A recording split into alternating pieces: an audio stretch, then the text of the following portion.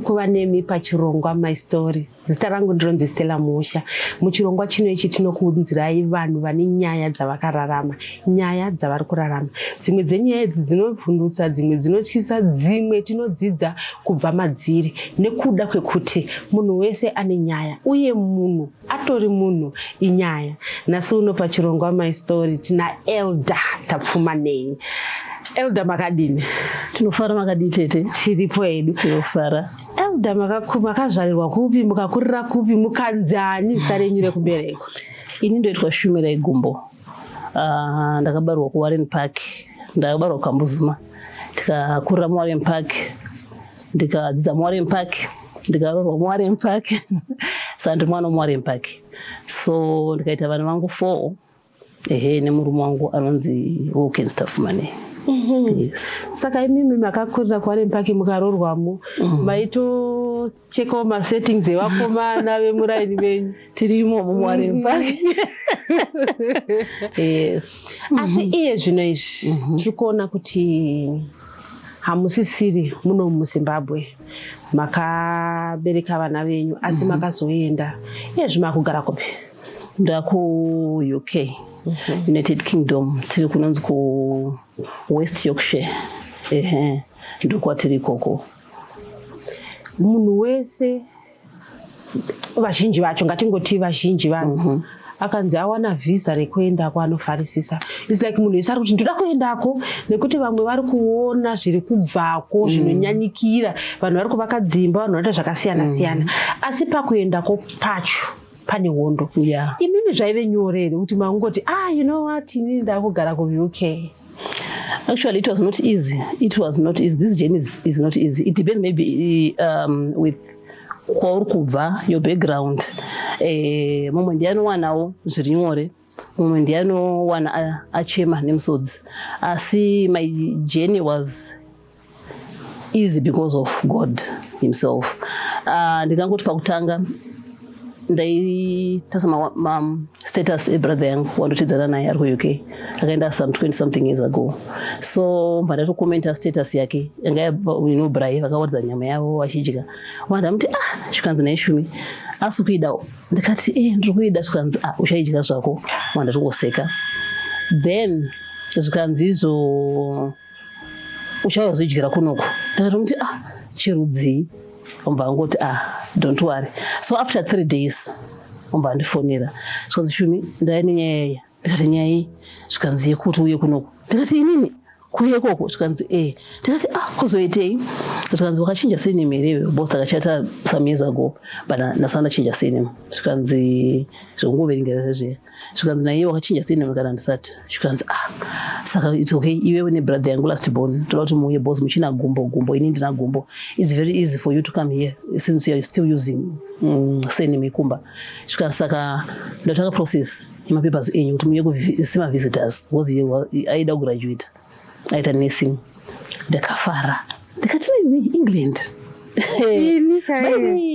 Zvikanzi izvezvi tautanga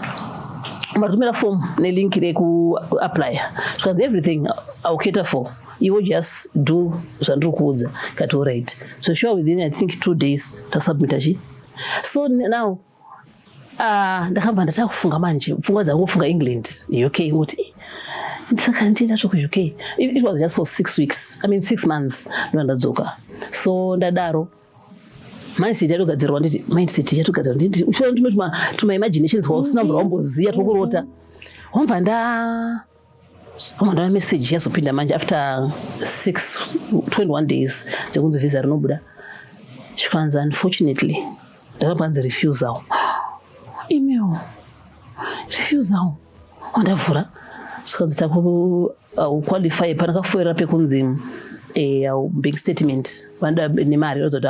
hauzorambirire ikoko. Aim ndeyekuti une zvinhu zvako maproperties kuZimbabwe so that ukauya kuno uchadzokera. So ndakachema ndikufunda brother yangu ati ndanyimwa visa. Akati zvinoita, ndakati zvinoita chirudzii? you know naka excitement yekuti you know kana kutenga bag unongotenga bag ndikuenda kuUK. Pamwe pacho dzimwe nguva zvinoramba kunyatsogara mauri saka pamwe watomboudza kashamwari I made it. So adaro now umva zvanzi okay iwe usacheme there's another route upinda vanhu I think those days vanhu vachanga kutangopinda kuenda kuUK. Ndikati ichi zvikanzi yekunzi kunoitwa nurse aid komba kwanyorwa chirungu zvinomai mazaro wechirungu aimba aita chirungu chinotyisa zvekuti ndikati ndigozochipasa zvikanza iwewe ndikati zvikanzi ngatitei akandinikareja ndikatitange nemuroro wangu mukadzi wake zvikanzi ngatitangei umba vandinikareja so ndakandofunda murume wangu anga ri Namibia ndikati visa rairaramba but ari kuti pane imwe route zvinoita here zvikanzi kana ndambe enda kubvumidza kuenda kunovhizita there's no way andokurambidza kuzvita ita saka ini ndine attitude yekuti kana ndada chinhu achirambe ndachakambodirambira mabvitotosamaminzwa ini ndine upenyu hwangu hwakamira pakuti physical life nespiritual life pane pazvinofambidzana so panoda kuti zvephysical zvaramba topinda munyika imweya togadzira zvitike panyama. So ndakati ndakaspa target 2 months kati by such time ndofanira ndapedza English nenurse aid yacho since baba vandibvumira murume wangu rege nditange saka ina ndiri mucross border ukatupa svondo zvekuti mari ndakatogadzira zvinhu zvitori right umva ndatanga ndaiti kana ndakutanga kuenda kuchitongwisa kwadaita nurse aid uku at the same time ndaregister chirungu saka ndaiti ndichidriver ndichibva kumba jeni yangu manje pautangira jeni yangu yekuenda kuUK ndofamba nebenzi ndotora mota yangu zvekunzi benzi iyo yanga ichitori imwe nyaya ndaikwidza vanhu kunge mushikashika pinda iwo ndosadza vanhu kundiwa nefiwo kuzonodzoka handimuzvona chaiitira ishungu gadziri shungu ndokwidza vanhu toenda ndonowana fiwo kunodzokesa kundizowana imangwana yekumukira futi bosi ndikwira makombi ndivana zvino ndinomutsa kuzonobata time dzekuchitungisa kundizowana time yekumangwana futi ndoyafuna sei ndakalodha vanhu saka ndakashingira zvashuwa patime yandakazota target time yangu ndakaachievha zvese izvozvo ndikati nebrother yangu ndapedza masiwo ipapo anga achisati anyanya kunetsa omba paita brother yangu wechitu uyu mudiki uyu anga nditi ita zvinoita obva achita end over kune imwe brother yangu mukuru ane kambani koko ndopakanditi tete maita makorokoto nemuroro wangu mukadzi wake tichakuudzai saka curiosity yekuti dai vakundinonokera nokufamba zvinongoitika overnight unzvatora sei zvatoita vakati aiwa tete zvinoita ndikati mai guru ndikuvafonera matete tate zvinoita ende time iyo ndakakunya giya rekunamata umva wasoti mumusi toita meeting ndikati zvikanzi umva 5 o'clock ufanira kunge uri pane network umva wafona vese vari 4 vari kuUK umva vateta Zoom meeting vakati une mari ndikati mari ndinayo zvikanzi une mari yakati ndikati zvikanzi tumira kati chichaitika zvikanzi tawana COS rako ndikati mwari makanaka umva ndatumira mari yaya umva wanditira process yangu ndikimbomirira ipapo zvichireva kuti mimi jeni yenyu yekuenda kwamakaita kuLondon yakanga iri nyore nekuti kune vakanga vapaura kare nzira makabatsirwa nehanzvadzi ndakabatsirwa nehanzvadzi in such a way yekuti vakanditsvagira COS but chandakafarira pavari avanhu vanoita spoon feed yekuti tichakuita everything vakanditi une mari here yes because ndazooko manje iyo hazina kujambira kuenda ikoko ndofamba nenyaya yangu pazvanozoona kuti vangu vari right usati waudzwa some people they think kuti ndakasponswa ndikabozi hanzvadzi dzangu dziriko handofanira ngopiwa mari no vakati une mari here because ukuendwa nemunhu andogona kutoshanda kwacho handiti hautire tsimbe wongoita getiende because kunoshandwa saka vakabva vati iwe kana uine mari tochizokuwedzera ende chirungu unonyora wega everything tozoka pastage yekunzi wawana COS maybe ndege kuti vamwe vazoshota tozokubatsira because wagaranteed kutouya. So some people were saying to me imuri nani because makawanda maudodi kati kwanda wakanaka ende zvakawanda zveshuwa but zvinoda kuti iwe wacho ute kakurongeka kuti zviite zvakanaka. Matauriro amuri kuita tiri kuona kuti makarongeka mataura emimi kuti pane spiritual then physical. Mari yenyu makanga maishandisa mavhota nyaya yeucross border maitengesei maienda kupi maifamba sei kuita zvecross border? Alright, ipapo ikatanga kumashure zvishoma. zvamunzwa kuti hanzi Elder Tafumani ndiri mudzimai anga achilidha madzimai for a long time handitika. So ini policy yangu ndeyekuti I don't say do as I say do as I do. So ndaitengesa ndakazoudza kuti inini chekutanga I need to break a spirit of poverty. Kune zvangoshora andizvonzi tasa background yako unoona kuti upenyu hwedu kwanza dzangu kwakatirongekei patisu sevasikana chii chikumboitika kune iriko mweya yakadaro oma ndati no I need kumborwa nayo mweya yacho kana chinzi kune vesakamugamuchira kavapa simba rekunzi vanzi vana vaMwari kunoti ndakapuwa simba kaini, so I need to kumboona kuti simba rangu rinosvika papi. So ndakatanga uku ndichinamati uku ndichishandisa because some people they think kuti ndikakwidza gomo ndogara ndiri mugomo zvichangota mira unofanira kuti action plus prayer. So zvadaro ndakati ndaitengesa pamashops pandaitengesa mabhega masamusa ndaihodhisa masamusa sapa pangu paitonzi zvese zvaiwanikwa ipapo kumba kwenyu kuwari mbai. Yes, zvaiwanikwa ipapo. Then watanga zvemasamusa zvekuhodha masamusa ndichitengesa omba ndazoti I need to upgrade. You know, you start small. And with this story, I need to encourage vanhu kuti if you are having business maybe remadomasi zvione uine company yako pamadomasi papo, zvione uine musika ina umboziva kuti iri business rangu iri kureva kuti musika wangu asi maprofits akadai so yehodhisa yakando iyi capital ndofanira kuzoti kana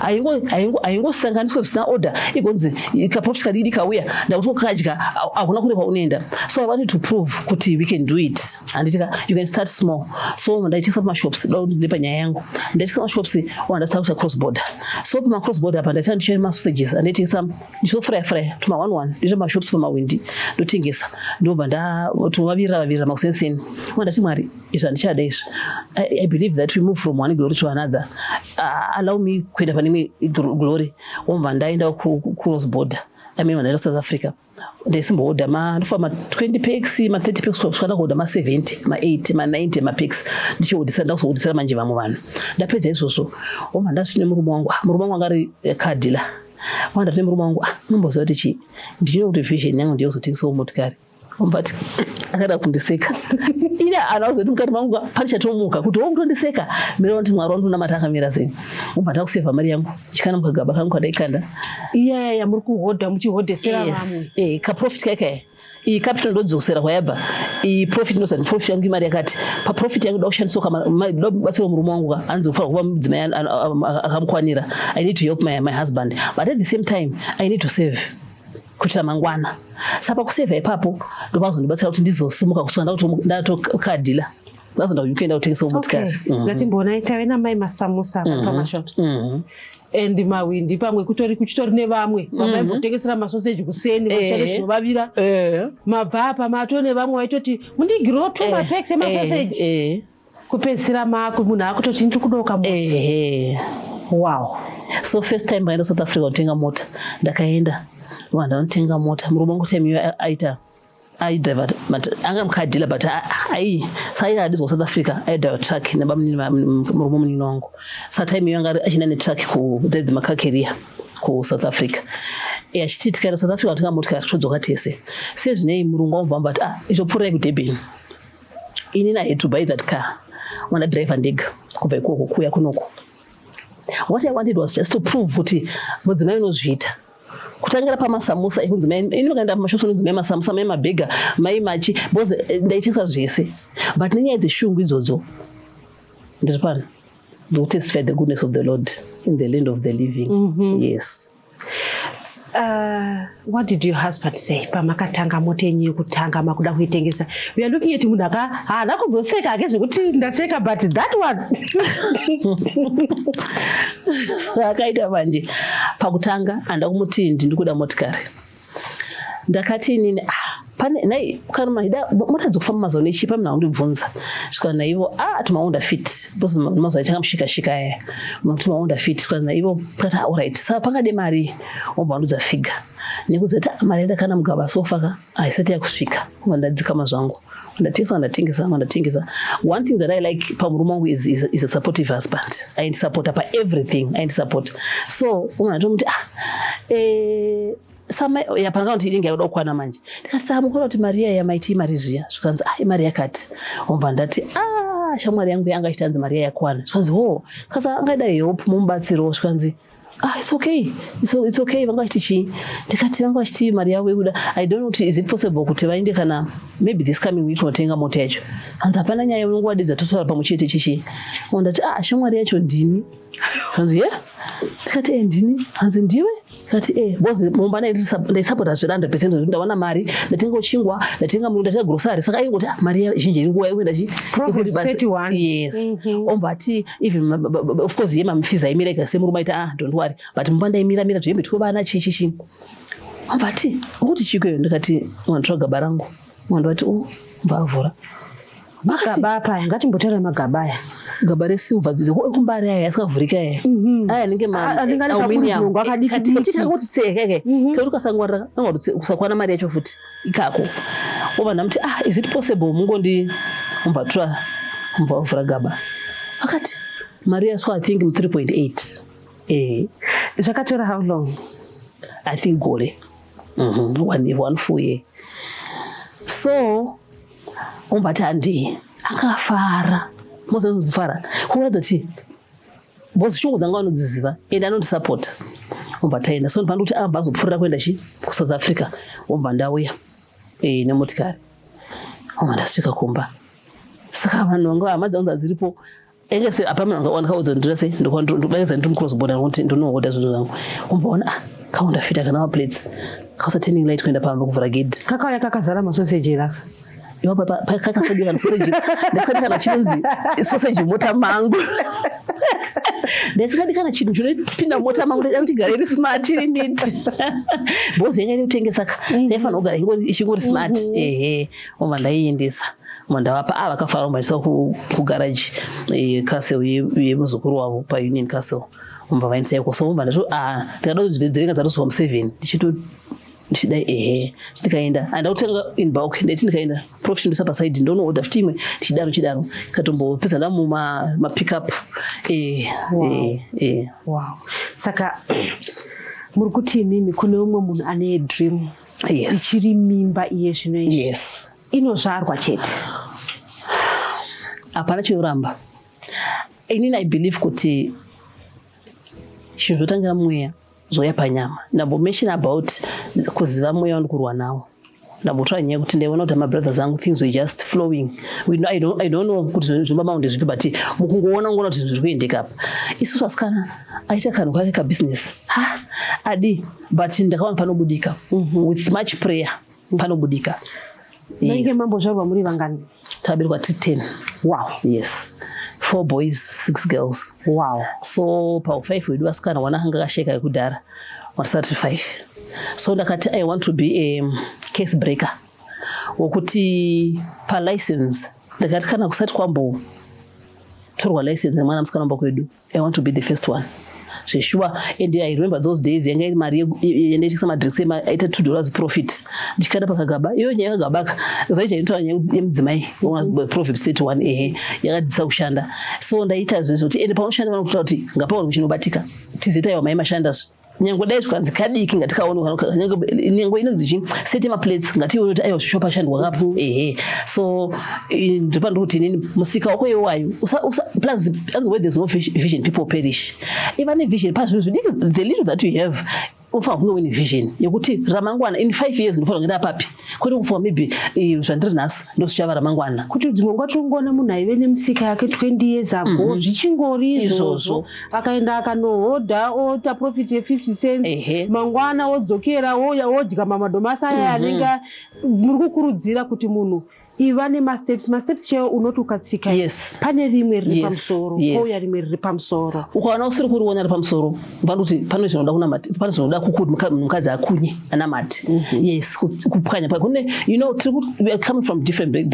background sometimes you don't know that kwedu kune zvakati zvaundosoziya zvikane dzinza rese saka ukangozvientertain kungozviti nekuti kwedu kunozonzwai saka ndizvozvo unofa wakatongodaro asi ukava mukadzi anokunya kuti no enough is enough izvinoda kuzvibreaka izvi saka ndakazoti ndichitora license rangu ndichitora sanhasi munenge achitora next month wabreaka nditika wama ndazviti futi akuva musikana anoita business rake up to now ndiri kera but handisi kera. Ndiri kera mwana nditenda ndive kera for now but ndiri company owner. Ndozozwa mukati makuti panosvikika ipapo vakapasuka ndwakaita pamuchavhura kambani pekutangwa muchazotaurira panapa kuti kambani yatanayo ndinodzoka. taona imimi mazoita zvenurse aid zvazviya hanzvadzi dzati tinokubatsira paunenge wakonewa hatisi kuita spoon fed. makazosvika sei kuLondon uye muri mudzimai anga akaroorwa mune vana nekuti ndo zvimwe zvotanga kufunga munhu kuti zvinoini ndikaenda vana ndovanoita sei vana vanga vakura sei makakwanisa here kuenda nevana papo? Okay, ndine vana vangu 4 sematauro andaita vakomana 2 nasikana 2. so musikana mukuru anga ine 18 years angatosvika 18 years obva ndavaturutsa mapasipoti vese vari 4 obva ndavaturutsa TB test vese vari 4. It's a lot of money ka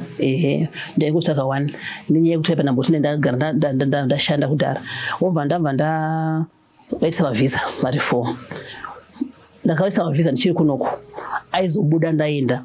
ndakati chekutanga mutemo wangu ndokuti ndokuenda nemukomana wangu handisi kumusiya murume wangu. Ndinoda kubvunza kuti paipai mambonzi shuni wakachinja here zita saka izvezvi mukomana wenyu kanditapfuma nei makazoita sei apa? Muchato wagara wanga uripo. Okay, saka ingori kungonochinja chete? Ndatochinja because it was a process yekuti ndauda kutoenda ende ndatomirirwa ende mapasipoti angu kuti ndichinje tinidzi kundichinja zvese so to me andakati chirega ndiende then I will do it later as long as marriage certificate yanga iripo vana 4 profit uripo.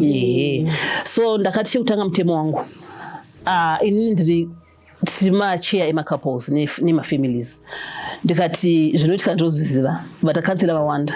handigoni kumusiya kuti ndiende because of money and ndabudisa murume kuti kana zvisingatoite hatitoende totogara zvedu obva tavaitaita process pamwe chete njiva dzisiya obva tavaapply mavisit pamwe chete obva tataita vana vedu vese pamwe chete then vana vangu manje obva ndava ndazovanyoresa kuti vanotera muna December ndaenda September vanotera December kuitira kuti timbotanga tanogadzirira kumberi hatikuziya zvivindika zvekuenda kunyika yasingaziye. Of course kuna amadziriko but kusiya everything is not easy. Wanga uchitengesa mota wanga uchita everything you know ndane 20 if not 19 or 20 years in marriage because takatoshanda tikaita zvinhu zvedu saka it was kusiya zvese mota kuti 1 so it was not easy but takaagree tikati handi tinofesa zviriko zvacho asi handigoni kufesa ndiri 1 handizofesa tiri tese. Mwari obva atipa grace obva taenda December tasiya vanhu vedu just for 3 months kuti tinomboona kuti zvinhu zvinoizva zvifamba sei. So takaenda zveshuwa muri muna September tine excitement tokuenda kuUK but UK yataiudzwa nevanhu kudhara handiyo UK not yataiudzwa yataimagina yaya ndaifarira kuti ndoenda ku 6 months visitor yaya as a visitor aisiro ndakanowana iriko ndakaona UK yakasiyana. Yes, ndikadza zvinhu zvakawanda zvandipaa kuti ndiye pano ndiudze munhu kuti ari musituation yakadaro panobudika. Okay. Yes. UK yamaimagina neyamakanozvikuona zvakasiyanei? UK kunotaiti tinoshanda handitika indi cross border way twice per week muchito zvitonoshanda fani. UK andakazonoona hwanza dzangu dzaitispoila ka vachitumira vachitenga hembe so taiona nge in person ndaiona nge zvakapfava kunongonhongwa mari uku zvinongwarirwa zviri easy asi ndichisvika so first thing chandakasangana nacho ndakaenda muri muna September yanga iri weather kunoko taita andiri kupisa so muna October ari kupisa kadai oma ndasvikako ini ndikuona nhe kwakatopfeka masleeveless indapfeka zibomber jacket boss wangu akati why are you wearing that? Kati I'm cold. Ombana so ka weather kakambondivhiringidza akonombogana nasikandondivhiringidza ka weather chando handichifarire zvangu. That was the first thing. Second thing was mashandiro taitanga basa na 5:45 chipedza na 10 PM manheru. Yes, pamwe mabreaks wapakati asi hanga ari ma1 tutanye kushanda and I remember tichangosvika takaita 5 nights tisingadyi pasina anogona kubika baba tafumane iwe rara unobikirani boss okay baba tafumane vakanga vato employer pabasa pangu vamba ronzi can offer you job vachiri kuno vakati it's good boss ndo wanapota sei tokutangira tikanomboseka kuti ke unoigona chikanza iwe apa tisikagoneki unotangira ipapo so short asiko matashandisa pasame company so pakambani apa taita madrivers anga ari mashoma ivo vaenda une rimwe group indichiendawo kwangu saka vaizoti kana madzoka usiku wabva kwawoenda bva kwangu kusvika munhu sakaneta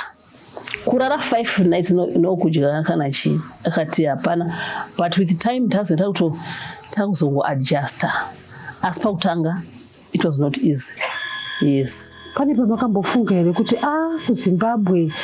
zvinhu zvakaoma zvasi kuri nani zvakanyanyisa takasvika pakubvunza kuti if we made the right decision yekuya kunoko takaita here decision yakanaka nenyaya yekuti pandaishanda pacho pane zvakana zvaiitikapo zvaunoti I think that was the biggest challenge kuti weather of course it was there and also izvokushanda izvazvo zviriko but pane kaitika zvaiitika so zvotoga unofrustrated zvotofunga kuti zviriko here izvi takasangana nazvo. Makambofesawo racism here? Racism handina kunyanya kuifesa asi kuti I think most of the people vakusangana machallenges ariko ekusangana kumakwevere maracist uku asi akanyanya acho aita kuti vanhu vazhinji vafe vanzi vafa ndiye vamwe vedu vakatitora tinakatora kunoshanda ikoko ndopa kunyanya kubva nyaya hombe ipapo yekuti unofunga kuti pane kuabhisana kuriko so kokuti unofunga kuti I'll give you an example yekwana ndiri kwacho kune uyu mukuru wekambani anotora hama dzake handiti bosi kamukana wavhurika kauya otora hama dzake dzouya sapapa a lot of competition ndiri muridzi wehama iwe hauna hama iripo so musikana wakanyanya kufesa challenge 9 anga ari kuti makuhwa aita kune mukuru iwe ndo anyanya kutambudza even vakulinzwa nawo vanoti chokwadi kuti pane andaneguwa kune mukuru kuti ningati zvakati sa mukuru manje azoizona kuti is it true chaita manje kumba atongovenga agotovenga musikana atonoti ndikatomuudza kazvinizvi uyu mukuru ari kubvuma kauyu ende ukaita semunhu antigone ibasa kupfuura uyu muridzi wemunhu uyu andomva atotwisa nyaya sa ndakasvika panguva yekuti ndakabva kuno mwoyo wangu wakanaka mukunzwa mwoyo waereda wakanaka ndichiri kuenda inini kunodza ndadza kwaiya vanhu ndekansela vanhu vakawanda kuchechi kwandopinda vanhu vasikapinde zayoja vanopinda chii vachaipa mbango so sometimes ini ndobhilivha kuti kundibatsire munhu ari musituation ndomudzoni makapfuura namo kuti abatsirike zvibatike tasvika kwanditi aiwa tine mwoyo wakanaka wakavheka zvekuti mufunge kuno kuti azouya musi wamushanda muri pamwe chete the whole day enda udza kuti 5:45 to 10 p.m. mukutaura nyaya dzenyu kunzwa kune kwadzaa kubva nako kunzwa chaitika zvonzi manzi mati zvakati pamwe zvosataura futi vapamasosodo sugar solution zvinososhanda zvakanaka manzi mati zvakati handambodaro second time imi kunzi zvakati remember muroro wangu ndangantsvagira basa pafomu yako kuti tete vako vazodai kusvika ndakutotya mafoni calls avo ndakutya ndaitika foni call ikapinda anenge echitsema ndoti pane zvimwe zvataurika futi oza kushaya confidence kumukadzi mukuru zvamundoda kare kushaya confidence nekuti pamwe futi kusvika ndakuti ndishanda nemusikana ine ndakunyarira kuti zi the whole day ndakutya kutaura ndakunyarira kuti zi pamwe achambva anaudza bosi wangu zvakati zvotwiswa futi what kind of life is this? Imi kusvika muroro wangu azonoteta ari confused bosi tete vanoziva so vanga akudzwa nezvavo swati tete be careful kwamuswera ku be very careful nezvamotaura ndazoziva kuti ndopane nyaya kusvika ndaswera ndakanyarira kuti zi zvichiita nyore here because patinoshanda unenge uchitaurawo kuti zuva rikurumidze kudoka zvino kana munhu wako uchishanda wakanyarara kuti zi godhi kwemi mune hama dzipiko dziripo keseka nyange kadiki kaitika so I remember museta taneta mapasitini tsarara takuteke chibane obiswa nzi wataneke marooms edu nerana tafumanika tantiri muroom amwese anga it was a setup ye 6 bedrooms then mune 9 bedroom rake indi ndegara ndaina nemurume bamwese anga vari viga musonokerwa gugu mukai kuma 10 tomutswa tonomira Sonzi togadzira green banana rota emangwana kuti ushanda sei mangwana tomira mukuplana imomo pamwe akutukana mwakamakana mwakani isisi kudati mangwana 5:45 waimukana 4 kuzobara 5:45 kusvika one day atafumana kuti no enough is enough mutijairiraimi makati mutsakadza kuri vari makuru vasikora vachishanda muchitimutsira rabhi dzakadai so chicha ichocho so mazomboita zviri nani asi to tell you the truth panguva ine ndakaomerwa neupenyu ndotema ndaidemba kuti kana unogara uruzevha ndichidya mufushwa usina mafuta ka it was much better. Zvichira kuti mutoti mimi kune vamwe vanhu variko izvozvi vari kurarama kunge nhapwa asi isusu tiri kuno kuti nhinga akaenda kuLondon mari yaibuda ine mari yaibuda aiva pandidonyeba mari yaibuda ndinobva ndichashanda pakamba papa uswa ndipasi ndaitambira mari yakanaka bose yaishanda munhu ari kunoko ari kuti aiwa zvakaringana chandakanga ndisingangodi chandakaramba ndechekuti ukunonzi unoshanda ma-hours per hour saka isainzi munoshanda musamusemu basket muzosheyana wamada discover one day indaishanda kai nhanda ndi professional driver vamwe vasogona kudriver kai chodriver vanhu the whole day uchidriver vanhu uye uzokutambira mari uyu saka one day wamada sonzi vamwe uzodriverwo vaya varidzi vemakambani vaiva nehama dzavo vaya wobva ndanzi one day my elder ende yamushanda usaidi kwanhingi uya iye musikana uya wobva ndaenda ikoko ndaona paparota pangu hapana panongoona number 3 or 4 chete ndikati amunondisira vanhu kuti ndiende zvanzi ayewa ndo vanhu vacho ndikati koko ndoshandira kwa mundipa ndisaone break kana kuti sweet wasaje sweet kudai ndikati koko kwandiri kushandira kwa wani kwakapressa wani but uku associate na same amount ndomsanga ndasati vaya ukama futi angapuwa zvinhu zviri easy isusu tisina ukama tingonzi ndochinda mwana wanzadzi yangu akazoya pakambani papo ombazonudzowo hama dzangu kuti imi teta mumwe vakashata ava vanoshanda ndiye mhampuwa randire kuti tinga na vanhu ka pasina even 7 time pasina na asachi manager moza unofira chigandanga chekuti paka ndikasatongwara ka ini ndichagandire stress depression chitega nditi early in the morning kana ifa mpinda munhu na 5:45 nofa mpinda na 5:30 uri usiku kuti ndizovana cover time yayo isiyani supuwa time yayo and you are supposed to you are expected utongo shanda udzoke wapedza basi ava vamwe vaitongoswera vakarara zvavo asi mari yongonzi mogovana mari yakafanana so time yakazoti manje toda meeting toda emergency meeting timbotaura nyaya dzedu mbva taita ndotime yamamva wasozatiyo wakuti inonzi muchadura yekupika jeri rebhindura bozauta munhu anooneka munhu anoziya stereki saka makatomboripika ndakaripika ndakunzwa bhata chaicho chaiko ndakunzwa nguva iyi vana havasati vauya vana vasati vauya within 3 months vanomva vazouya kundotora vana kuairport ndandaramidzwa kuenda zvikanzi hazviite bos hakuna munhu anoshanda ndikashanda 14 days non-stop for you to go and pick up your children yes ndikati of course I'll work those 14 days ndinodzishanda bos vana vangu ndoda kunovatoresa mai vavo and apa tiri kutaura nyaya yekuti kambani ndeyemunhu wekumusha zvinhu zviri kuitika zviri kuita kunge tiri kudzvanyirirana pachedu tega tiri kuisirana matombo munhava dzatakatakura umwe wesirwa rakakurisisa inini kana ndine wandinoziva ndiri kutakura minhenga makazobva pakambani apa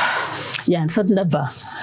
ndaiti inini I want to be loyal handidi kuti ndinyadzisa nzvadzi yangu ndosvaita ndishingire for all those years ndichiti handidi kunyadzisa nzvadzi yangu akandiitira zvakanaka nemuroro wangu vakandiunza mafriends handidi ndaishingirira handidi kumunyadzisa nyange zvarwadza ndisingamudze futi bosi yamai ndaimuudza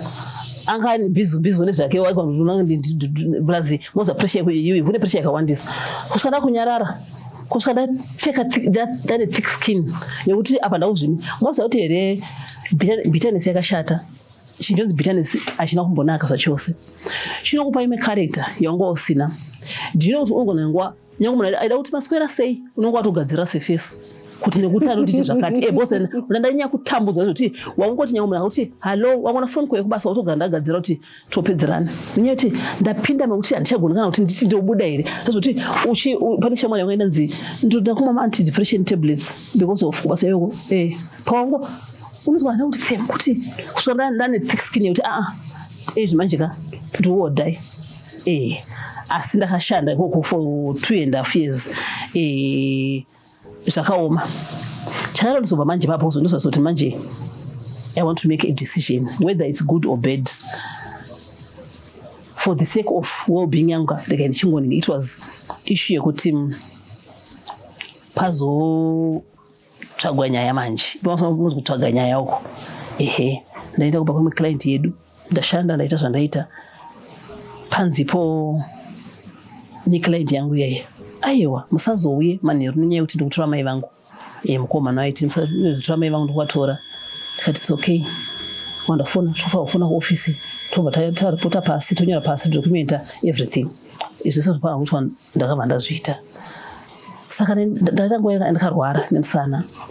ndikuti kuti kugara hebuka ndaisa pilo kumashure kuti ndigare neyo drive komba ndati saka kuti uregedzera mabasa uku kazhinji kacho uchitozvikuwadza iwo bhozi mari anodhura saka the moment yaunogara kumba hapana musirari rinopinda so ndakaita madates kaenda kubasa zvanozoti inini ka ndaudza zvinenge zviri nani rega ndiende kubasa obva ndaenda asi kakudedera mukati so yekuti ndoita sei let me just go obva ndaenda obva ndaenda kubasa iwepo kwandataura kuclient wekuya zvikanzizvo usauye manheru mama wangu ndikwatora kati ndichemwoyo mwari kudzoepo ndagara kakubvunda so mukati semunhu asati asimba uma ndasenda kuofisi iyo nyaya dzvenei yatora nyaya yekuti ndinonzi ndindogona kushanda stereki ndazotoenda kumba hangu umanazindikana kuofisi aiwa uyu munhu wekauyu matezes zveshuwa anosimboti anotora mai vake but vanhu vanomirira kusvika adzoka uma9 ndikati ndakutokumbira kuti is there anyone akwanisa kukavha chikoi bhozi sekudzi vakona ndasosimba ndichirwara svika naiye ndikambomuwani ndikandokumbirawo kumba tonti time it's okay my elder ine kumba kumba ndaenda after chinguva ndafonera kuona HR akufonera zaipandwa nenyaya ndazofonyerwa ndadaira zvikanzi iwe pane nyaya yekutaurika yekuti uku wakanyeba kaiwe kari kunyepa kuti chii anzi kuti wanzosauye wanzouye ndikati ina handina upenyu hwekunyepa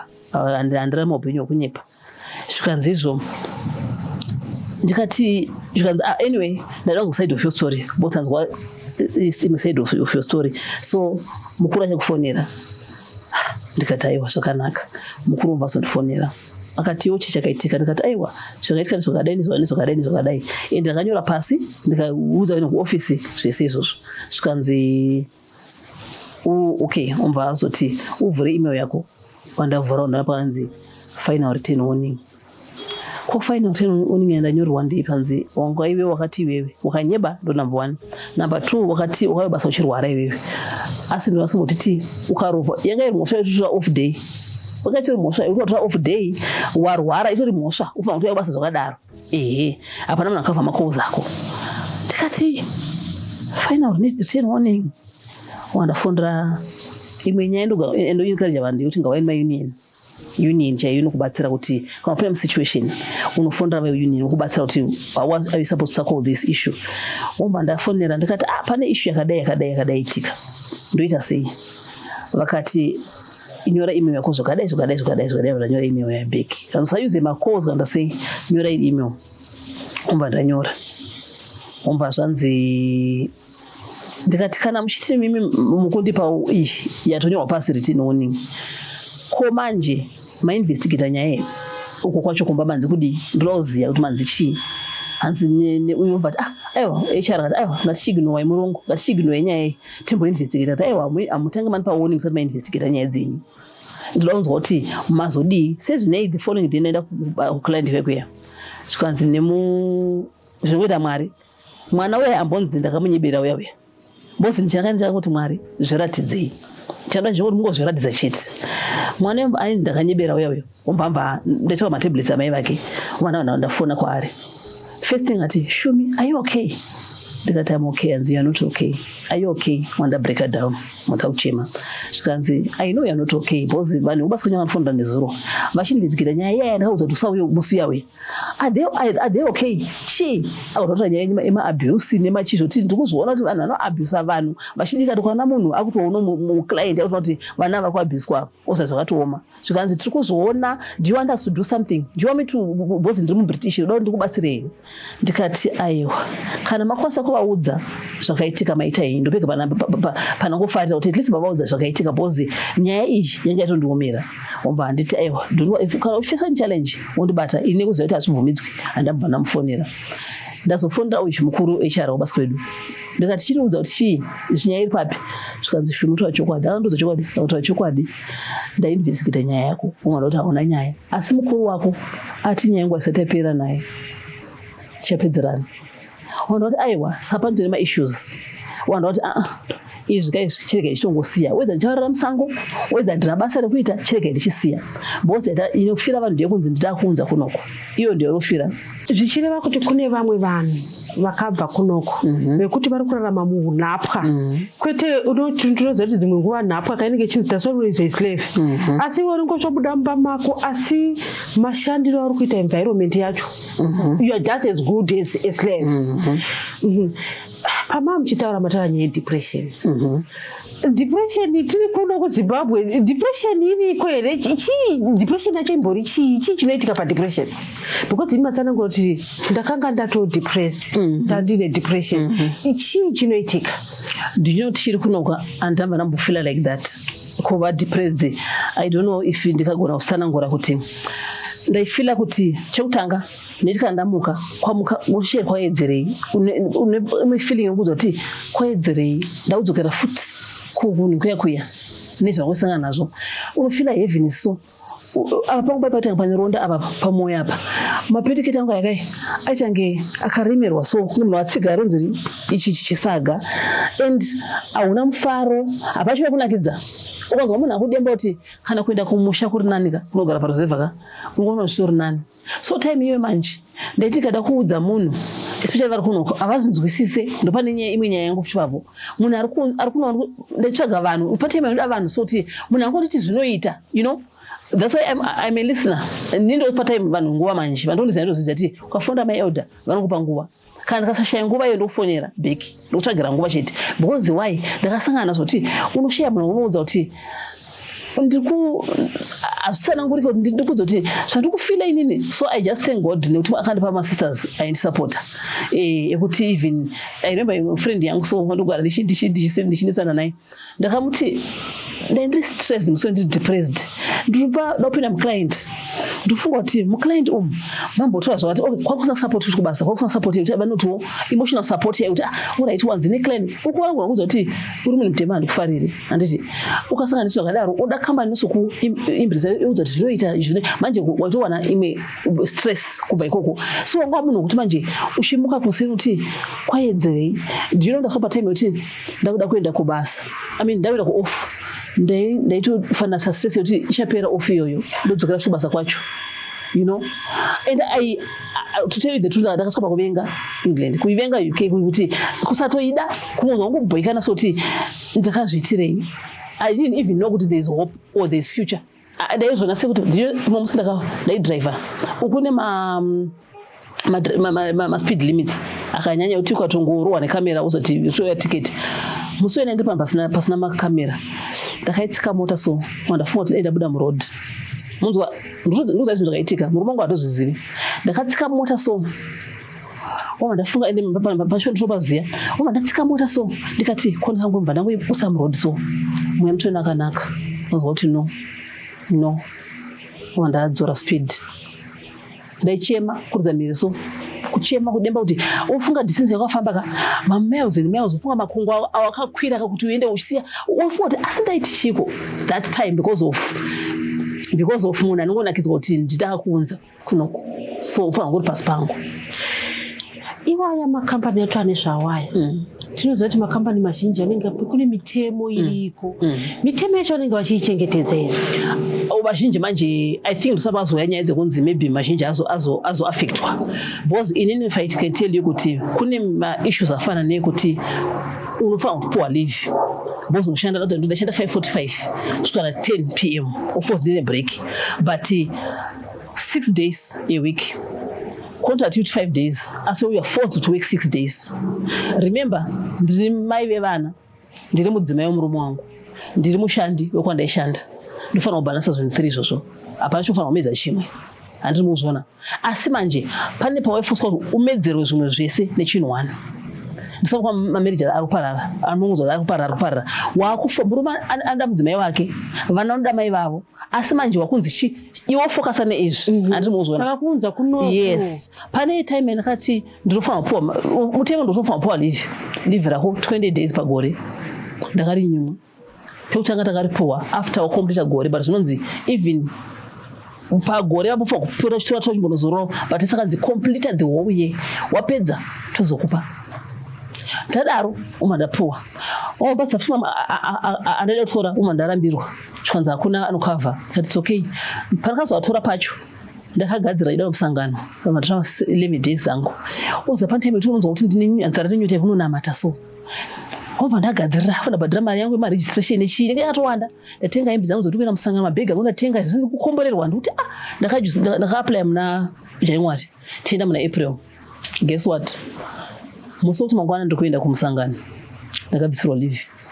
pasystem indi kuti ndagadzirira ka zvasanda kuprepare ndichori one of the vanhu vaifana kulida ikoko obva zvanzi wanobva iye musikana ndambokudza muridzi wehama uyu obva anditi my elder mangwana mukaiwa basa vaiziva kuti mangwana ndatanga leave rangu kuti aiwa mangwana neexcitement mangwana ndapa leave hanzi aiwa mamboresa pasystem uri kwabenzi so mamboresa pasystem tikati kutasa chii vantarisai pasystem my elder wandavhura ndaona hapasina chinhu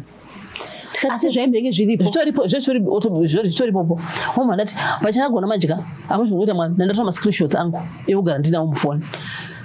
ndikati kwabviswa nani chikanzi I don't even know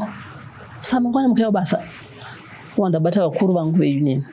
vakati pamutemo kana wakapuwa spended 3 months ago enda kulive rako tikati manje iyo nyaya yekuti uzonzi unodzingwa paposatapuwa threat yekunzi ndirakuunza yekutokubvisira papo muofisi muso ndikati mwari yakauti mwari here yakauti mari ndikati mwari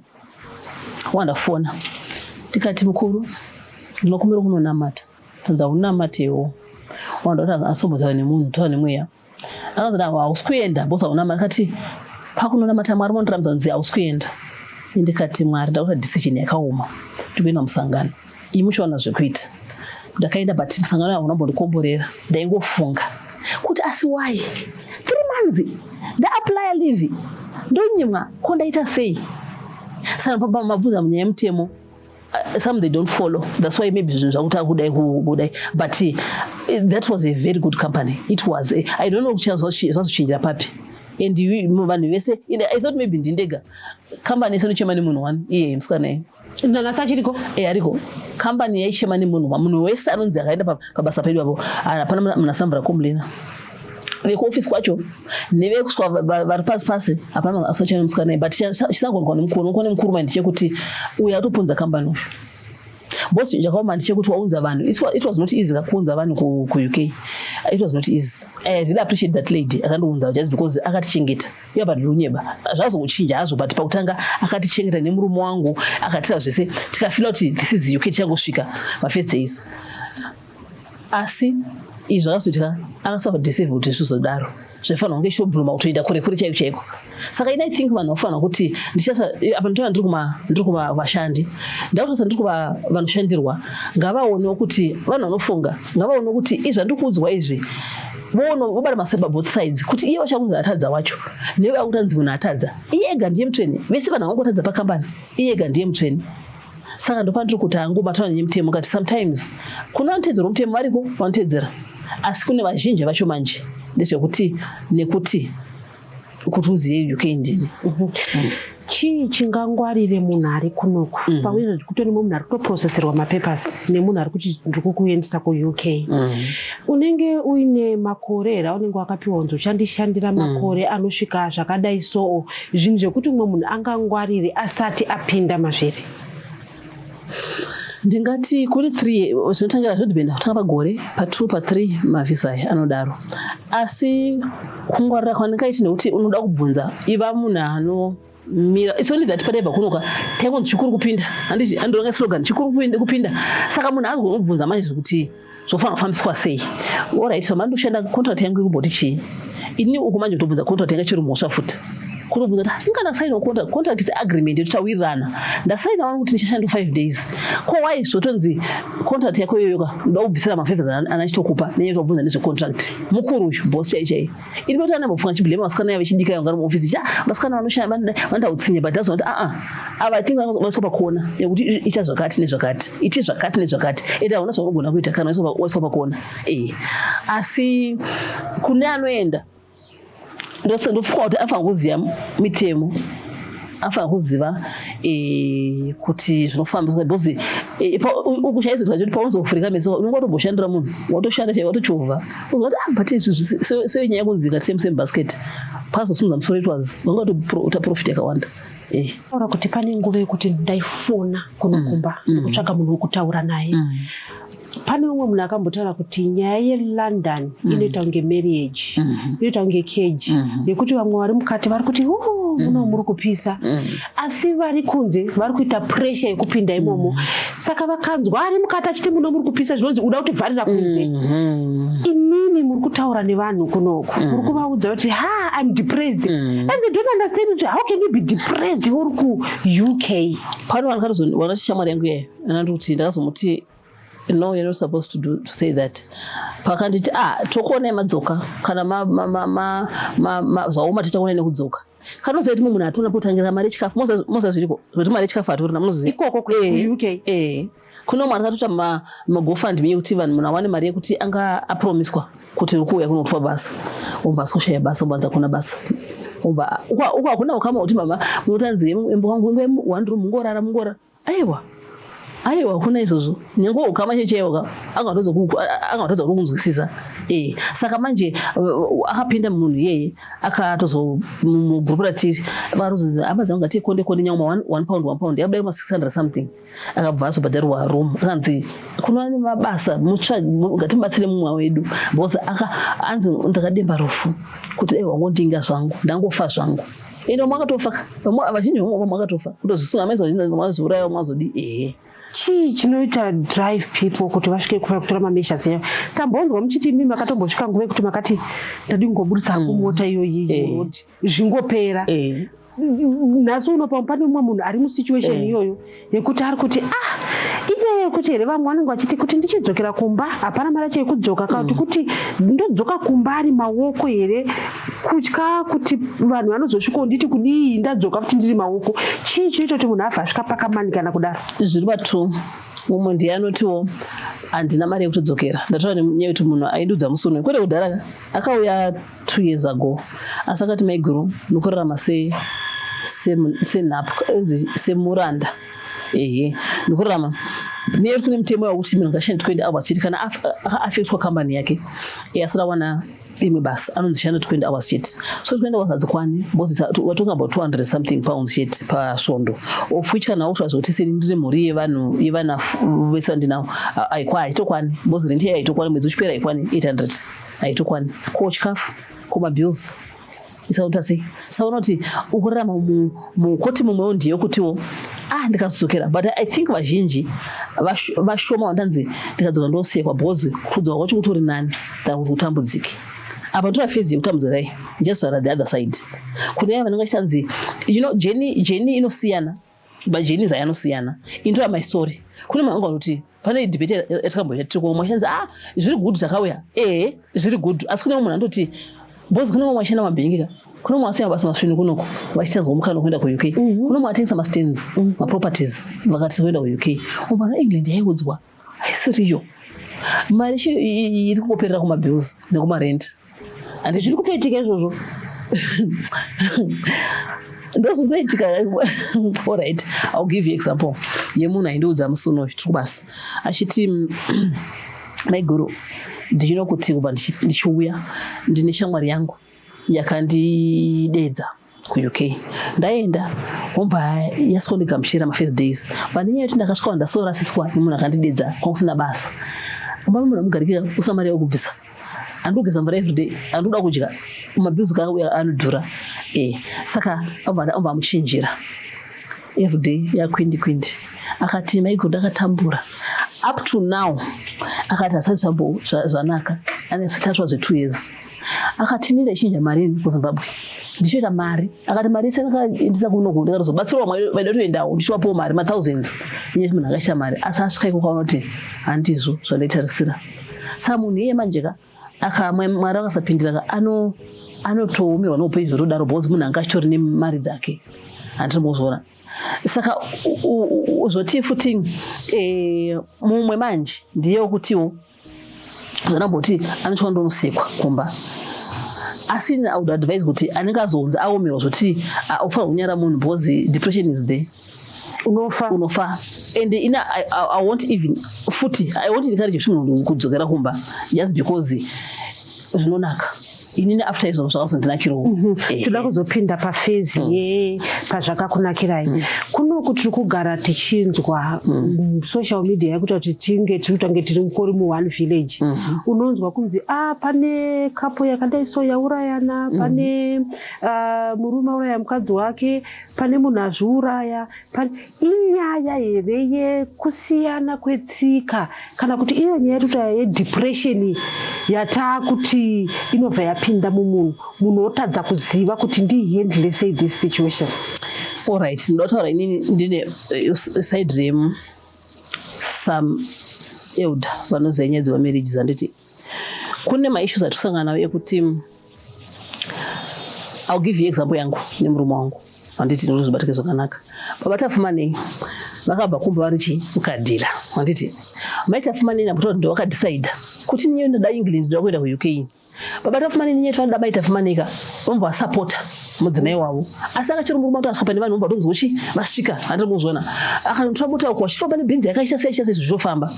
wobvanzi wombati mukadzi wangu ndomuda and for the sake of even vana future yevana and language yedu future yevana andei womba taenda baba tafumanei ava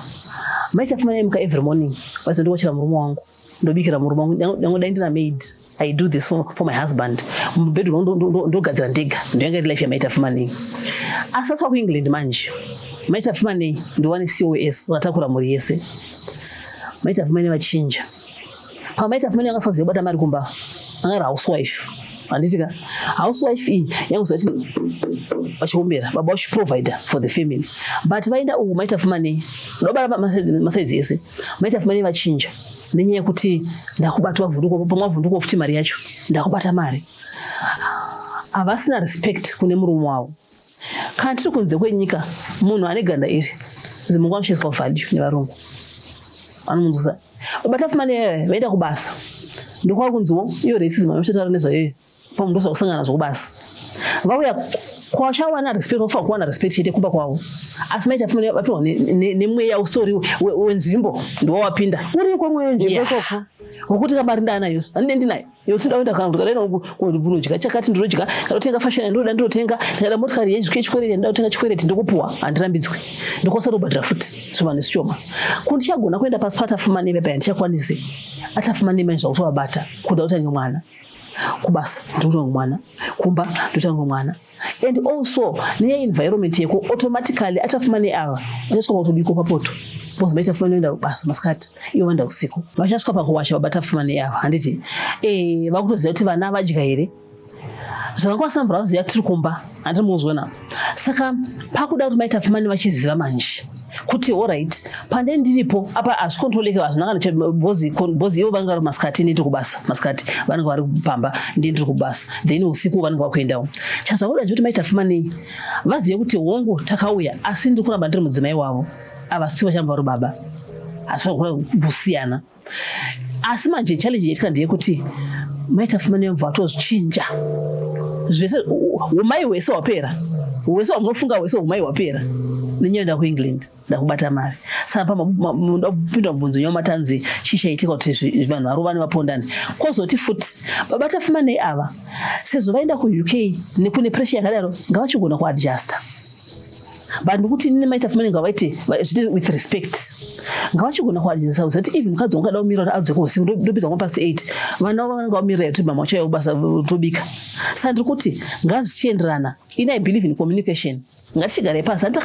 Takawirana kuenda kuUK. Ngatichigare pasi nevana vedu kuona kuti aiwa isu anzi namaiguru angu tete hapana fanira kuremerwa nebasa. Pressure ikawandira kwamuri muchadona, ikawandira kumukwasha achadona, ikawandira kumwana mamwe padiri mwana ita chakati still zvinomafecta. Saka semhuri we have to plan our things together. Daddy, is it possible mukazondibatsira kuti munditiro chakati? Inini samai kanda paofiseni I make sure kuti mai varipo ngasonga kuti mai varipo. Andinozona. Saka mukuponera kwaitika nekurovana nekuzodini nekuzosungisana inyaya yekuti pakushaya respect. Varume vachema nyaya yedu madzimai. Madzimai acho often akuchemodzimungwa nekuda kwevarume. Saka ndofunga kuti tese tine dambudziko. Saka kuti titu togara pasi toonesana Mwari uti panyasha. Ngatimboonai the role yechechi. Tabva kunoku tiri kupinda chechi dzatiri kupinda tasvikako chechi ichiri neehold here pamafamilies kuti vanhu kwatoko kwekuti tiri kungonoona nawo zvezvo zvataiitira zvezvo zvatiri kunoku zvachinja. Ini ndakusa pachechi manje nenyaya yekuti ndiroziya yangu chete yandopinda ndakari kuti nerudo rwakatopfuura kumwari kuno uku vanhu vari kudanana vane rudo rwokuti ndabva kushift ndaita mashift anenge 3 kaino chechi musaunoenda kuti ndine nzara nenyota yekuti ndabvosangana naMwari wangu uye abva kwaari unoona moto manje wasobvira wasobatidzana pamwe chete vane rudo rwunotyisa kuti ndakati ndichisvika inini remember kusangana spoon kana plate kana pautangira vanokusimudza kudai kuti ufile tese. Saka ndakaona rudo rwuchechi play a very big role. Aiwa play a very very big role yotopfuura maybe because kunotokutra things for granted vakati uko takutorevesa kana naenda chechi ndotorevesa boza ndasiya shift kai inopa mari asi ndatosiya kai chinotaura naMwari wangu tova neukama wazoti pamba ndabva kunotaura naMwari. Yes.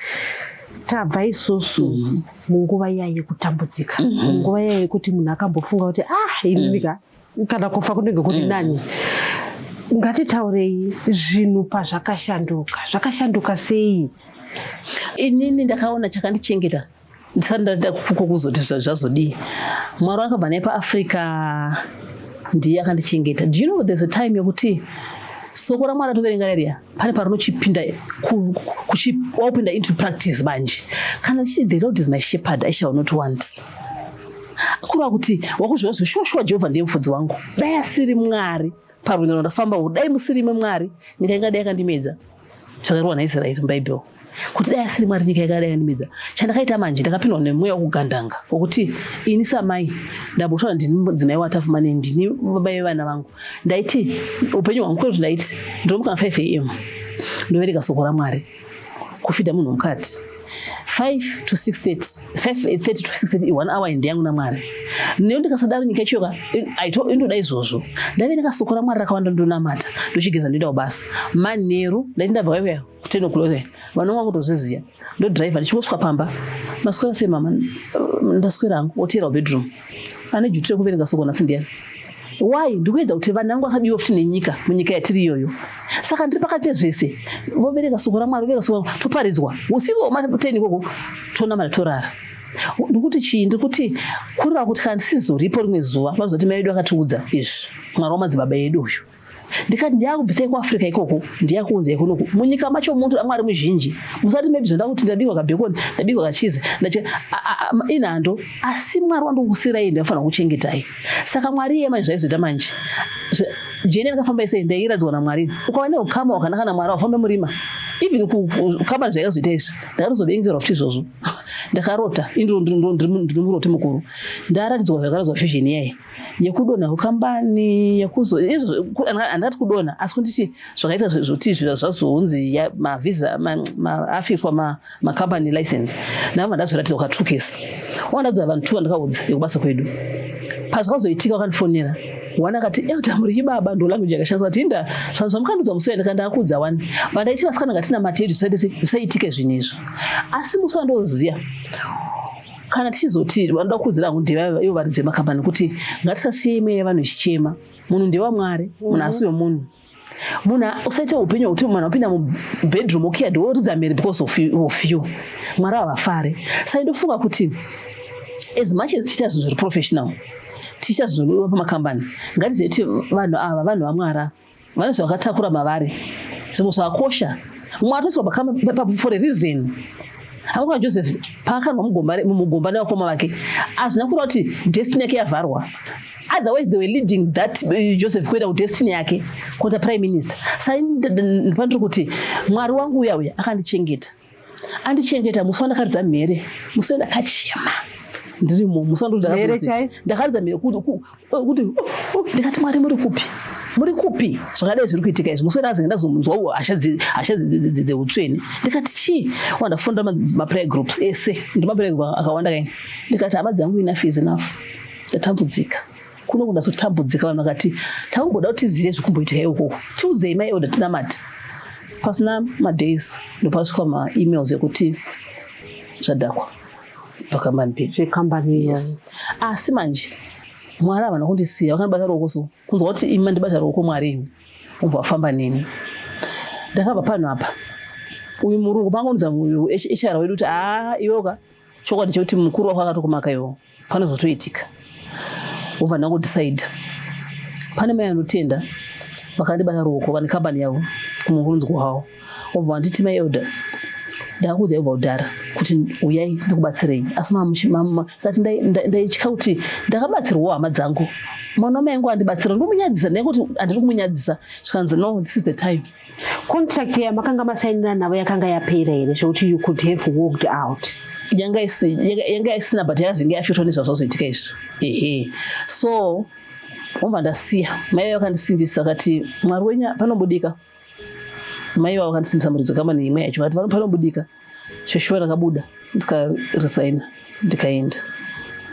Asi manje Mwari zvakanudza mweya wekuregerera ndaiti nebitterness ndakabatikana umwe kungofunga mamura bitterness yetu wangofunga chi ende bitterness yakaipira chinhu wani ndudzangu vanhu vari kundoona bitterness inodya iwe muridzi wayo ndozvayakanakira zvona zvifambe futi nebitterness. So Mwari ndaiti ndikada kupfugama wotiregerera ndoti aiwa Mwari chiripo bundu ranga ripo pamwoyo apa kuda kuti kudai regerera usina ndachema kati Mwari ndakuburitsa Masaya ndakawaburitsa ndichada ndaremerwa for a long time umanditaura Masai vanhu basa ikoko ndikati Mwari ndakuburitsa uzonda ndarerukirwa Mwari wakuchanga kufamba neni uma ndida kukambani yake kwanaenda kushanda but yandikubatsire but Mwari anotipa nyasha tainamata namai vavo every day 4 am 5 am timuka tichitamata uma ndanzi basika murume wangu kwaanoshanda yakanga azobva pakambani yakazenga abva manje aenda bosi vanhu vakazenga vauya auda kuzoti ashande night indishanda day kuitira vana obva aenda mva nooneka kati inini chi mudzimai wangu panzvaitika basa kwavo saka titogona kumuvha just 1 hour away zvikanzi nevarungu vake hazviite kuti uende we can't afford to lose you would rather give your wife a sponsorship tipa mudzimai wako sponsorship kuti achiva kuzoshanda panapa sponsorship wegoridhe sponsorship kuti uri wane goridhe kwakuchiti wandafonera ndiri kuenda mabasa uko kwandanzi ndataswa senior ikoko atonzi uyu ndi senior uyu ndobva ndiri pakati kufarira kuti ndatosenior kunoita basa rangu chichi obva ndafonerwa zvikanzi uri pane vanhu ndikati aiwa zvikanzi Mwari wazviita kati chii zvikanzi wanzouye kubasa. That's your husband? Yes. Kubasa kupi pabasa pangu 5 minutes walk away from home. Wow. Andicha drive ndakushana pano 1 ndikati muti chii zvikanzi anzwe musi Monday yaitozone Friday Monday obva ndaenda shume tasvika paya zvikanzi that same day siwesaswara mufoni mangu that same day kwakutoapply visa kwakuapply zvikanzi toda kuti uite senior ipapo murume wangu ati aiwa imbomira imbostada bosi kwangu kwakosiyana nekunoko imbostada mandasiya obva ndanzi after 2 months obva ndedza kuofisi zvikanzi tiri kuona mashandiro ako iwewo ukona accuswa every day. Do you know the devil adakuba anoziya chinji rimamusha chakatakura obva kuziya zvoti zvikukrashika uramba upedza wangoti handisi chinhu but ndakaramba ndikati no I'm fearfully and wonderfully made and greater is the one that is in me than the one that is in the world. So ndaimuka every morning ndichizudza paglass kuti shumi no weapon that is fashioned against your life shall prosper. Ndichita the word of God Psalms 91 ndichitaura yese zvandigera panzvimbo yekuvada yekumusoro ini ndichanamira pamuviri wamasimba wose ndichati kuna Jehovha ndiye utiziro wangu nenhare yangu iye Mwari wangu wandinovimba naye achandirwira parugombe rwomuteye weshiri napausha inouraya zvikuru soko raMwari rinodaro. So I believed the word of God and pandakaribeliever rakamanifesta paupenyu hwangu kusvika ndasau so pangana kukamba uko ndati 2 minutes ndatone visa rangu madhizi mashoma ndatoshinjisa vana vangu ndakutofamba kwautengesa motikari yangu kati kondichaidi isa mota topamba azviti vakaenda usiku kubasa vanondigira motikari ndachibudo makuseni chidzoka chivaigira motikari saa 2 ndodzidii mwari manje zvakazoita manje ndabusa zvese ndaregerera kudai kuona England ndotonakidza kudai zvakatora makore mangani kuti muchinonakidza 2.5 years. Wow. Ndikati ndakuwanawo rota rongoza 3 months upenyu wangu kuti pa 3 months apa ndicharonga so maoverdays angu amira so ndichadai wakutopira nawo ndaitika na hama dzangu dzichironga like my family gatherings ndakasa kuside ndakasa pakona boss rangu raiya everyday kuze ndoshandira kupinda izvona everyday uko manje ndauziya 3 months in advance ndikati zviriko here zvikani muri mangu zviriko ndikati saka kunoti ndochangobatsa na 8 ndopedza na 8 ndakuwa nguva nevana vana ndosiya vana togeza ndo chikoro usiku ndosvika ndobvunza vana maswera sei weiko homework takuva nguva yechina mata pamwe chete manje yatonasokwana takutoenda kusokora mwari saka tinasokwana takuronga pamwe chete ane mwana umwe musi ndichiri kusaidhi uko zvikanzi aona futi weekend waiterwa neku off kufonierwa nyaya dzekubasa ko dzaifonwa ku off kana uya kubasa washanda 6 risivera utega chinozorora obva wanzi uya kubasa mwana wangu ati mama akaona afisi yangu yachinja ndabuda nawo ndaida nawo out omba ndafonirwa ndati hallo mbaza ndandifika ikubata phone omba azoti asindewe ya futi ndikati zvikanzi ndakusungisa ndakunza mapurisa kuti everyday mamangu afanye kana vari off mwana mudiko zvaiafekta nevana vangu zvaiafekta nevana mataura kuti inini muri kuno kwandazenyakati endai muita zvenese age maenda uko pamuri kutsanangura nyaya yekuenda muchidhiraivha vanhu makanga munyatsoita basa rei chairo alright zvatoita kumanje todai somo toiti care work yekuchengeta machembere saka tachengeta kudaro ndopa example itomwe nhasi panapa pane 1 muchembere pamwe kuWarren Park kune imwe 1 pamwe kuGlenview kune imwe pamwe kwaZiza kune imwe pamwe ndiri 4 out 5 makusendo mukapoya panapa ndo 5:45 zedi ndo driving ama muri kutaura kuti dai driver kuenda kune okay ndosikopa mapirisi kana chigeswa zvodependa neclient yacho inogeswa here aigeswa here upa breakfast izvozvo woenda kune imwe masikati waudzokuruza futi zarudoka waudzokuruza futi patablet zarudoka manyero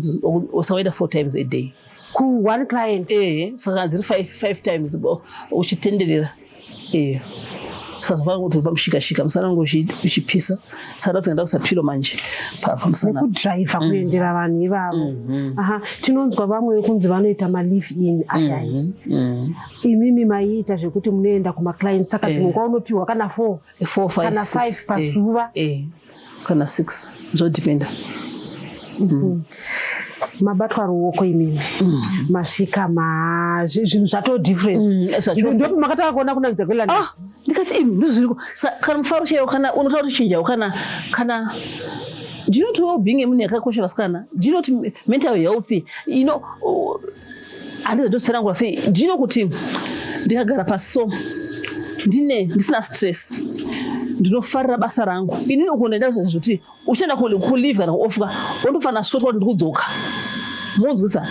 asi ukashikunonzine vamwe kuvarungu akuite varizodi ndikwantoenjoya kusitori kwangu kwehama dzangu ndikwantoenjoya tozwa kuti it's nice to be here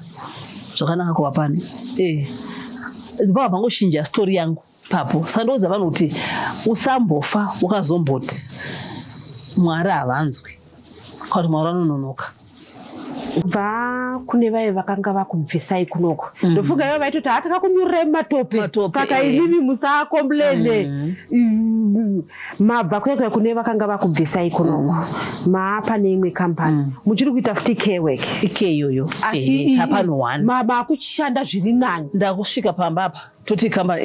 ibuilding ndosvika ndovhura ndokuloka zvangu ndasvika ndirimo ndikapinda murume ndikaona pasina a lot of stress and zvekuti musana uyo wanga wakurwadza vamwe vantuwo atidi kuenda ikoko havakuzive kune vanoziva wakaenda ndazofunda musikana wanashanda naye ati wakadondodzwa kuti ndozva zviri naye tikazi sitatora itizo vamwe vanotiwo indoda kuenda kunodhiraivhwa nenyaya kuti ndiwanumukana kumboenda mafoni neshamwa dzangu ndichidi of which inini kwandakaenda maybe dai kwana ndikoko kwakusana stress dzepakambani ndofunga ndaigona kuti zvaigona kundinakidza but andichaizondinakidza because nyaya yeclient yaita nge ndini ndakabva nayo kuafrica inini ndodhila nayo to the extent yekuti ndasvika pakuti mamusi pane zvaitika kubasa ikoko ndikanzipedza nyaya ikoko azvinoti you need company kuti ikusupport but it was like ini ndine muridzi wezvese kumapurisa uriko kufonyerwa kuchiuriko kuchipatara zvoti ndashuda ndango one saka papasina support yekuti from the company yako yakushandira vanokusupport like kwatiri uku kuti emotional support if you should emotional support vanoti come vanda zvinhu zvavo by book muri ku-UK hama dziri kunoko kazhinji kacho ndiri kutarisa kuti kana munhu atori ku-UK ka ini pandinokumbira $100 ngaandipi because mari nayo iriko paitika nhamo kunyange vanhu vanoti tiri kuita konde yayo nzi aiwa ndevelondon ava paitika urwere dzimwe nguva takatonzwa kuti kunyange nemadoctors ekunoko akutobvunza kuti vane vana here vana vacho vari kupi vanhu vari kuti kune mari ikoko chii chamungade kutaura pamusoro pekuti hongu munhu ari ikoko paanenge achitumira ari kutumira mari nekuti yawandisa here kuti we are actually making masacrifices ekuti we know kuti back home zvinhu hazvina kumira mushe regai nditi kuti tikunge kune mari I'll be lying to you ndino munhu akuno kwanotomeka mari upfuura munhu ari ku-UK asi chaitika ndechekuzodai so mukana uriko wokuti kuenda kubasa nditi maybe ndozvasiyana nekuti kunoko but kune chinhu chinonzi bill nemarents ku-UK kune nyaya yemarents nemabills ekuti ukaenda uri one ukaona achitumira mari ka munhu iyeye handiziti anoda mwari zverudzi rwupi nenyaya yekuti upenyu ikoko kuspera kune munhu one zvinhu zvinoza kubhalansa isiri true but still kuti zvasobhalansa ina I think pamubvunzo wenyu munhu akachizoti garei maybe achiova zvemakore yakunogona kuti maybe ambosevhawo but kune tichangoenda do you know sometimes ndaiseka nemwe sister yangu ndichiti ndakati nemwana wangu zvavakushanda pabasa pedu chimbondiwekera mari vanova kuziya chitora payslip yangu yapinda chiweka kati mama ndikati yes kana chisara ne200 pounds pa 2000 kula kuti ndikati mari chozousimisa ndechekuti pamwe ndiri kuzimbabwe pamudzi mungwana ndisiri kuibata 100 yacho ndiisungirire asi mari yaoshanda yakawanda inopedzwa nemabills nemarents nechii handiri muuzwana saka vanotumira ndarine brother yangu unoda nemoyo wakanaka ndaenda akandiseka ndikati wakabva mukutumira mwana wangu $50 yekuti anzi muite birthday ndomawanda waita mari aya akati ndikati saka wakatumira sei wakatumira mari iyoyo zvezvoti ndaito kuti I was not supposed even to send that money because mari yeuku inorwadza marwadzo ayo ndeyekuti one ndiyo ukasa effort yakawanda pachino you be expecting kuti maybe kakota ndokanobva 3 quarters ndeyangu but if I do sometimes uku 3 quarters ndongandobva kota imvaita yako saka ukara munhu anotumira kana tumira yangu 20 chaichaiyo tenda mwari ende kuti ini handiblame munhu because ndichiri kuno ndaitozvitawo kuti tutumeyo kwarwariwa chizodai but ndaenda takazviti pressure handidi kuzvipa pressure pandisina ndorina ina ndichiberwa namwana nasitiri panapa vamwe vanoti munozvitaurirei ini ndotoudza munhu chokwadi kuti pandisina handamari pandaiwanawo mwari gakudzwe ndochishumirawo asi what I know is for zvandaona izvizvi with the time maybe wambosevha utuma savings wambosevhawo unokwanisa uchitamba nokuti ndikaimbodai hama yangu yakadai but for now vamwe vatoshaya chaiyo mari yezvo atodya iwowo amwe atoshaya iye ari mu-UK asi ari kushaya chekudya and then pamwe mungaexplain nyaya yechikafu tinoona kazhinji vanhu vakauya kuno kumashanya mune muchiti ndipei nzuku ndikuda zirevhita ndikuda mazowe ndikuda muchipeka mabhegi ekuenda nawo vamwe unozonzwa pamafoni vachiti nyama yekunoku hainaki seyeikoko mazai ekunoku akawanda asi haanaki seyeikoko zvichida mukangotsanangura izvozvo pamwe kana makutodzokera tikutoisa mabhegi emufuswa wavamusika nekudya unokrevhera zvinhu zvoti chikafu chako chawajaira kudhara kwainzwa kusina but now zvakuta zvichiwanikwa but zvezvo zvichidhura I'll give you an example yemaputi twatenga $1 uko 11 pounds saka vamva zobusa 11 pounds utenga maputi £11, almost 14 dollars. Budget, muri kuda You know why? Why do kuti boss that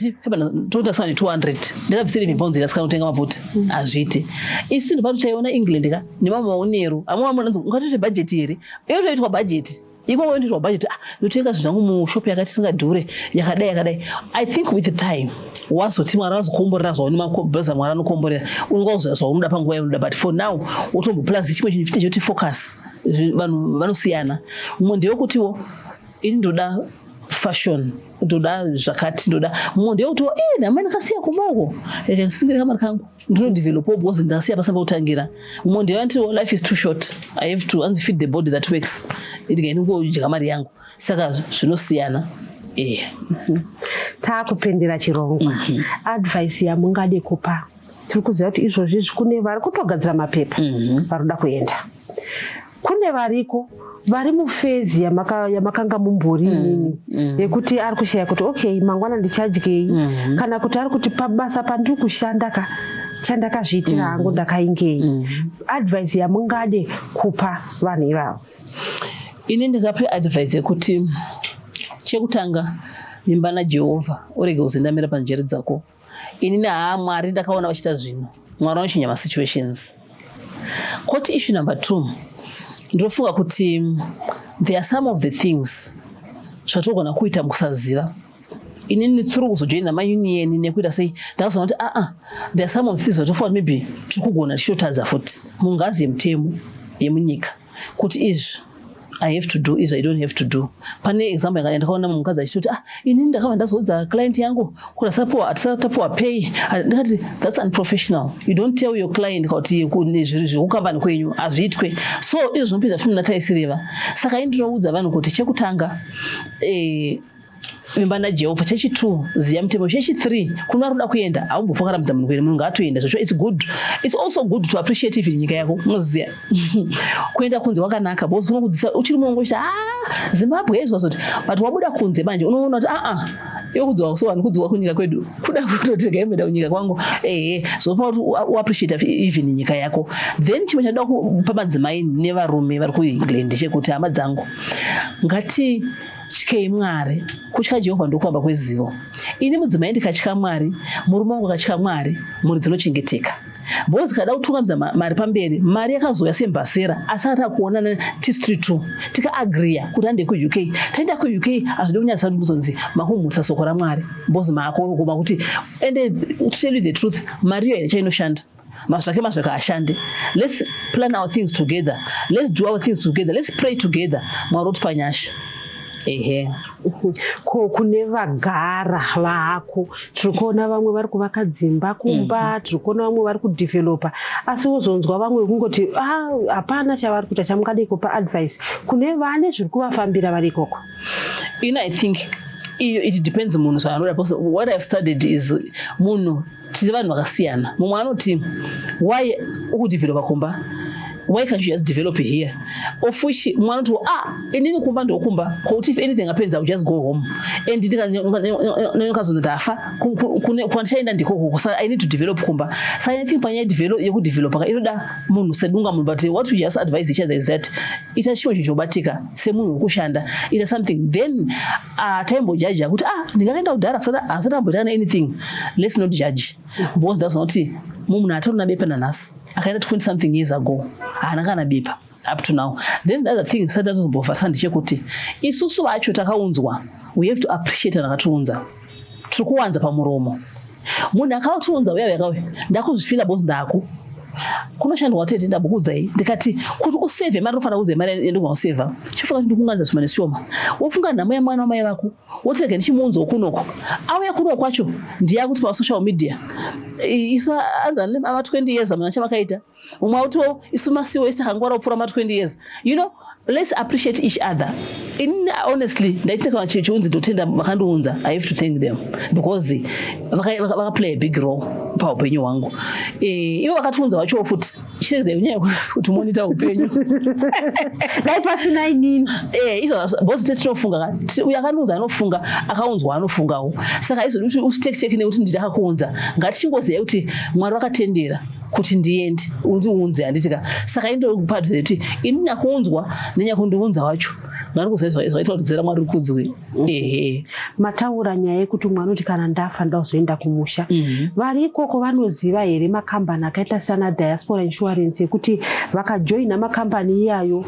paunofa iwewe unopiwa mari lump sum yekuti kada kuvigwa ikoko asi mari yako nenguva toipiwa. Diaspora Insurance richinzwa inovabva kuti 20,000 pounds yekuti kana ida kuenda kumusha 20,000 pounds keshi yenyu obva waendeswa kumusha pa 20,000 pounds hapandwa zvakawanda. Kana kuvigwa ikoko zvongofamba zvakadaro. Munodzidzisana here munoudzana here nyaya yekuti tiri kurarama tiri kuno hongu asi pane zuva rekufa rinozouya. Nyaya idzodzo dzinotaurika ende vakunzi vakangotongwarira kutopfuura vanhu kuno kubosa vana zvinhu zvakawanda kuti it's not easy kufira kunze and it's not easy like zvazvotazvoma GoFundMe dzimwe nguva toiona GoFundMe but ndine zvangu zvakatoti wanda kutoda sei zvokuita pamwe ndizokana pamuka £1 of which kana ndaga ndakarongeka zvinhu zvinoita zvakanaka so tino encourage na kuti kana tisatanga ngatitangai kuti tirongerera ramangwana rakanaka. I know pound rinorwadza kuti uribvise boss ngomba ta kuoneka safa pana singafeli what kutamba 20-30 years to come ngambodya mari yangu asi ngari kukurudzana naye nesuwo isusu kuti tingojoina ma funeral thing wayo zvichita zvakanaka. Eld aiwa ndadzidza zvakawanda ini ndakuda kutombono chandadzidza scriptures it's like ari mamuri Psalms 91 pamwe muchitaura kuti muri kuverenga papiko pamuri kuverenga it's in you. Ndadzidza kuti zvakawanda mataura nyaya yekuti habvisa kuti vana venyu varasike. Vana venyu izvozvizvi vane makore mangani variko muchikutaura navo shone here kuti mwana kuti chinja accent ndira kuti kana kuti kazoenda even kumusha vanhu vazive kuti uriwe kunoko. Alright, akapuwa mavisa here kune one akazocancelirwa visa because of age after 18. They discovered later kuti angatosvitsa. Then they said can you send that passport back and we had to send it back because everything is computerized. Saka even later ngati ngaaende aikunongosva obvanza hatina visa rako so takaisenda back so zvakaita kuaffecta zvakaafecta mwana zvikaafecta inini iwo madepression anshara zvinoafecta sei but chandokutaura ndechekuti ndakavaipotanga ndakagara nepasi ndikationa it's beyond. Saka vana vane matorero anozviita handiti mwangu kuti vakaenda zvavo vakandisiya saka kudzoka kudai kuda kubhalansisa vari uko vari kunoko. Then mataura nyaya yekuti shona kumba kwangu ini handitaure chirungu shona chaiyo shona ndorurimi rwamai and isusu togara pasi nevana vedu baba tine nguva yatoita kaconference kekugara pamotidya zvenyu chitotaura nyaya tivadzidzisa culture kwatakabva akufanira kukanganwa. Pane mukomana mukuru watinaye we18 years achiudzwa nadhedhi zvakati mwanangu nezvakati shona mutaudza mutemunhu kuti muno hamutauri chirungu mutaurwa shona chirungu chenyuko kuchikoroko because why andinonyara kuti azoya kuti kuna baba vangu kana una sekuru vake baba vake akuti tuchurungu tutuma yokushetu ndoda kuti azive kwakabva. Pane mukadzi anditi naimi tichitenga nyama pane kunowanikwa nyama akati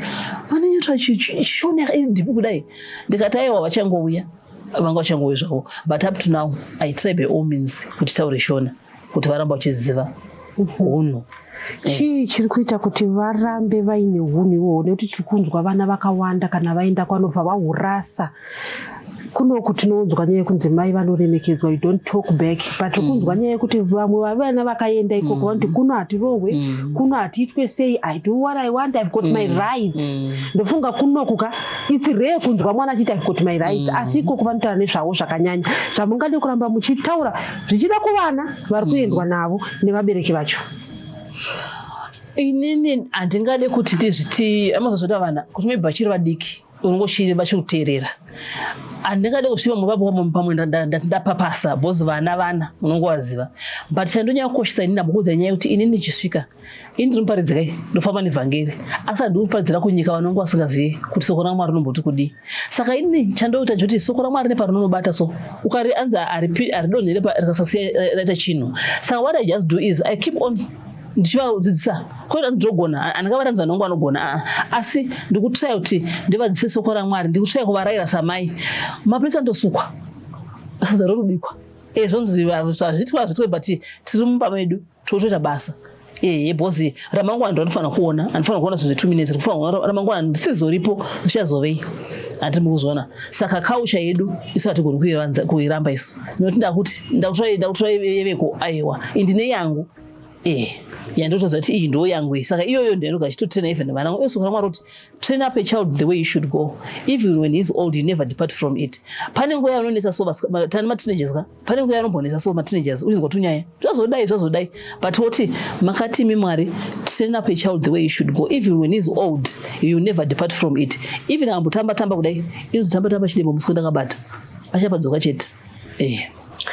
aiwa nhasi uno tadzidza zvakawanda tanga tina elder tapfuma nhoroondo yeupenyu hwavo yavatipa ndinovimba kuti kunyange imimi muri ikoko madzidza zvakawanda kunyange advice yavatipa kuti tichaitora tigoishandisa tinoziva kuti kunyange nemiwo ikoko mune nyaya dzamakararama dzamuri kutorarama iko zvino izvi nekuti munhu nyaya uyai tikurukure pano paDestiny TV timbonzwawo kuti imimi yenyu yakamira sei nyaya muchirongwa My Story tibatei panhamba dziri kubuda pachivhitivhiti tisangane zvakare muzvirongwa zvinotevera.